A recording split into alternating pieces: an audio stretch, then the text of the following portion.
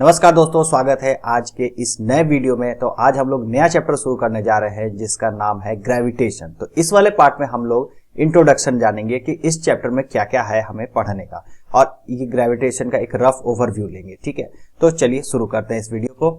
तो सबसे पहले हम लोग जानते हैं कि इस चैप्टर में हम लोगों को क्या क्या पढ़ना है। ठीक है, तो व्हाट इज ग्रेविटेशन। तो ग्रेविटेशन चैप्टर है, तो ग्रेविटेशन होता क्या है इसके बारे में हम लोग पढ़ेंगे। फिर उसमें जो सबसे इंपॉर्टेंट चीज आती है यूनिवर्सल लॉ ऑफ ग्रेविटेशन, जो कि न्यूटन्स का लॉ, वो यूनिवर्सल लॉ ऑफ ग्रेविटेशन, उसको बारे में डिटेल पढ़ेंगे। साथ साथ उसका डेरिवेशन भी देखेंगे हम लोग। ओके, उसके बाद उसका इंपॉर्टेंस क्या है, लॉ ऑफ ग्रेविटेशन है उसका हमारे प्रैक्टिकल लाइफ में ये यहाँ पे कहाँ पे वर्क करता है, तो ये सब चीज हम लोग इसमें जानेंगे। उसका फ्री फॉल क्या होता है उसको हम लोग जानेंगे। उसके बाद वैल्यू निकालेंगे स्मॉल जी का। स्मॉल जी का मतलब हो गया acceleration due to gravity. Acceleration due to gravity का हम लोग वैल्यू यहाँ पे फाइंड आउट करेंगे कि उसका वैल्यू 9.8 मीटर पर सेकंड स्क्वायर जो आता है वो कहाँ से आता है। ठीक है, उसका वैल्यू भी हम लोग डिराइव करके इसमें निकालेंगे इस वाले में। तो नेक्स्ट जो पार्ट आते जाएगा उसमें सारा टॉपिक को एक एक करके मैं डिस्कस करता जाऊंगा। ठीक है, उसके बाद बात करेंगे कि motion of the object under the influence of gravitational force of the earth. तो ग्रेविटेशनल फोर्स जो अर्थ का है उसमें किसी ऑब्जेक्ट का मोशन कैसे होता है, उसका हम लोग मास और वेट के बीच में जो डिफरेंस होता है एज ए ग्रेविटेशन को ध्यान में रखते हुए, तो उसमें हम लोग इसमें जाएंगे और उसका हम लोग डिटेल में बात करेंगे मास और वेट में क्या डिफरेंस होता है। उसका हम लोग बात करेंगे कोई भी ऑब्जेक्ट का मून पे, अर्थ पे तो वेट जान ही ले, मून पे वेट उसका कैलकुलेट करना है या उस पर जानना है तो वो हम लोग कैसे निकालते हैं। ठीक है, तो ये भी अगर आप मून का वेट निकालना जान जाएंगे तो आप किसी भी प्लेनेट पे, आप सन पे भी निकाल सकते हैं कि उसका क्या वैल्यू होगा। ठीक है, उसी तरह से उसका थ्रस्ट और प्रेशर, ठीक है, इस दोनों के बीच में क्या डिफरेंस होता है, क्या डिफिनेशन होता है, ये सब हम लोग बारे में जानेंगे। उसका बुयांसी को, उत्प्लावन, किसी भी ऑब्जेक्ट अगर कोई लिक्विड में डालते हैं तो वो ऊपर की ओर आ जाता है। ठीक है, उसी को बुयांसी कहते हैं, तो बुयांसी के बारे में जानेंगे। उसके बाद हम लोग ये भी जानेंगे कि कोई ऑब्जेक्ट होता है जो अगर हम पानी में डालें तो वो डूब जाता है, कोई ऑब्जेक्ट होता है जो पानी पे तैरने लगता है, तो ऐसा क्यों होता है।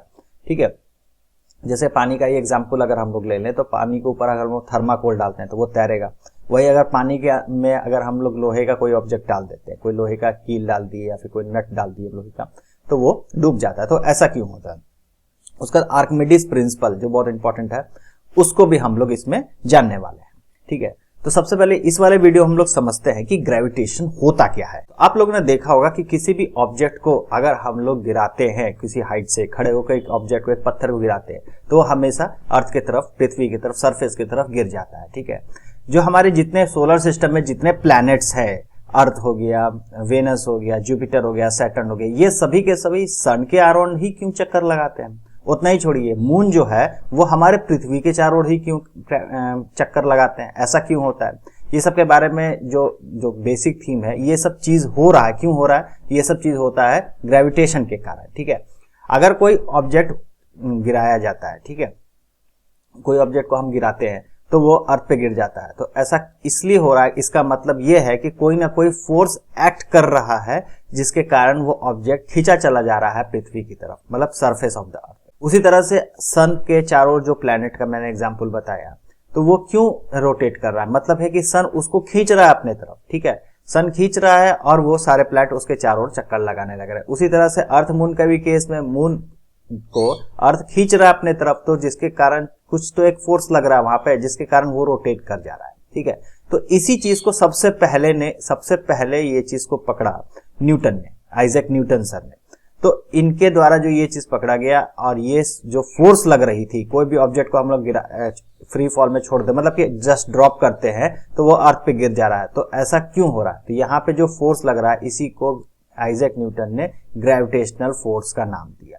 ठीक है, इसी को ग्रेविटेशनल फोर्स कहते हैं। जो फोर्स लग रहा है उसको ग्रेविटेशनल फोर्स, ये जो पूरा फिनोमेना हो रहा है, ठीक है, जो किसी भी ऑब्जेक्ट को किसी दूसरा ऑब्जेक्ट, जैसे अर्थ पूरा ऑब्जेक्ट है, इसको अर्थ पूरा ऑब्जेक्ट मून को अपने तरफ खींचता है, उसी तरह से अर्थ पूरा ऑब्जेक्ट किसी स्टोन को अपने तरफ खींच रहा है, हमें भी अपने तरफ खींच के रखा है, तभी तो हम चल पाते हैं।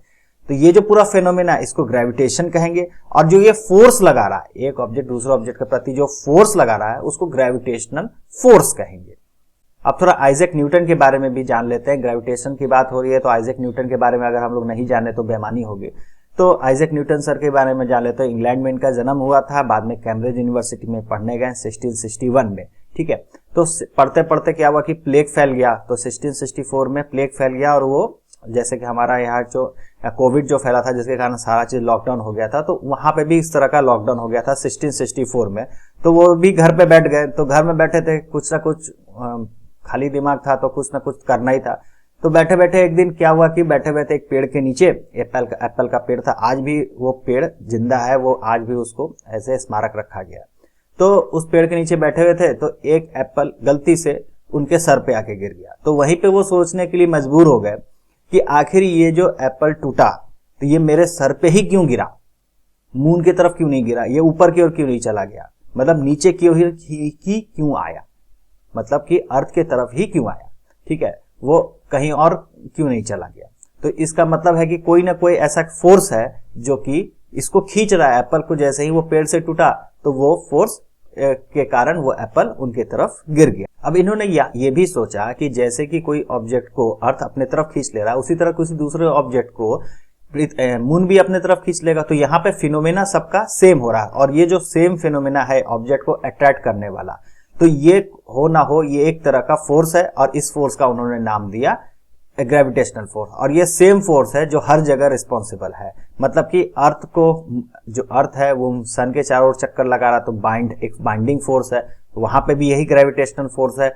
जो ऑब्जेक्ट जो गिरा अर्थ पे, मतलब एप्पल जो गिरा उनके सर पे या फिर उनके हाथ में या उनके बगल में, तो वो भी एक ग्रेविटेशनल फोर्स का एग्जांपल। यहाँ पे भी ग्रेविटेशनल फोर्स वर्क कर रही है, अर्थ और मून आपस में खींच रहा है, तो ये भी ग्रेविटेशनल फोर्स का यहाँ पे एग्जांपल है। तो यहाँ पे हो ना हो सारा फोर्स जो है वो एक ही फोर्स है जो कि यहाँ पे वर्क कर रहा है, और इसी को ग्रेविटेशनल फोर्स कहते हैं। ऐसा आइजैक न्यूटन ने सबसे पहले ये चीज बताई। Thank you very much. Video आपको अच्छा लगा तो लाइक शेयर और सब्सक्राइब करना भूलें। मिलते हैं अगले वीडियो में।